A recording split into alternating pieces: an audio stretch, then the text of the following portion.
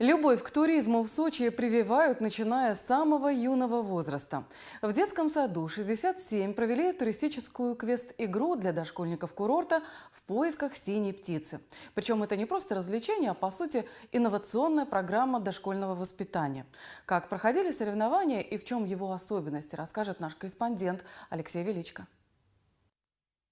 Не отгадывай, ключ вам не дам. И с собой себе помощника оставлю. Договорились? Да. Чё-то я не слышу. Громче. Не кричите, не глухая. У Бабы-Яги загадки. Все на туристическую тематику. Задания на станциях квеста ребятам дают сказочные персонажи. У Буратино параллельная переправа, у Незнайки испытания на меткость, а, например, в гостях у пирата нужно правильно сложить костер. Всего 13 основных станций. На территории нашего детского сада оборудована туристская тропа, на которой дети постоянно занимаются вместе с нами, вместе с воспитателями. Поэтому у нас есть все возможности для того, чтобы работать, чтобы приглашать к себе гостей. А гостей в этом году пришло еще больше. Квест-игра в поисках синей птицы проводится во второй раз. И если в прошлом году было всего 9 команд, то в этом участвовали уже 18. Это ребята и их воспитатели из других детских садов Сочи. Мы принимаем участие в первый раз в вашем квесте «Синяя птица».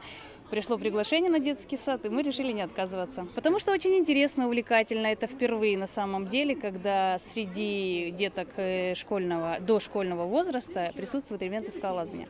Пока одни маленькие туристы проходят полосу препятствий, другие карабкаются по скалодрому. Как и в любом квесте, участники должны найти на карте все станции и выполнить задания на них. Но помимо сугубо туристического направления, есть испытания и на смекалку, ловкость. Справиться нужно и с творческими вызовами. И это не просто квест, а целая методическая программа, разработанная педагогами детского сада номер 67.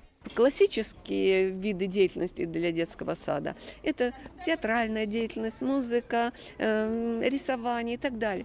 Это уже все немножко надоело. А туризм, когда ребенок одевает шлем, зацепы, там еще куда-то, подходит к скалодрому, у него глазенки горят, он хочет этим заниматься, ему интересно. Проект педагогов туристического квеста игры в поисках синей птицы оценили на уровне края. Это направление дошкольного образования теперь является частью краевой инновационной программы. И, возможно, такой подход будет взят на вооружение другими детскими садами. Потому что туристический квест – это не только игра, но еще и воспитание любви к здоровому образу жизни и природе родного города и региона.